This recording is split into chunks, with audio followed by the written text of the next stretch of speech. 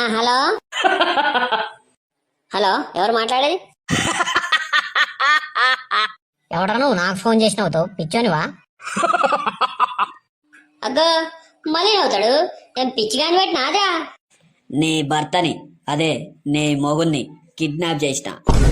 ఎక్కడున్నాడు వాడు? 10 గంటలకి ఇంట్లో ఉండాలని చెప్పిన. అరే నేను కిడ్నాపర్ని మాట్లాడుతున్నామ్మా. కిడ్నాప్ చేసిన మీ మొగుణ్ణి. టైంకి రమ్మంటే రాకుండా నీతో ఫోన్ చేపిస్తున్నాడు.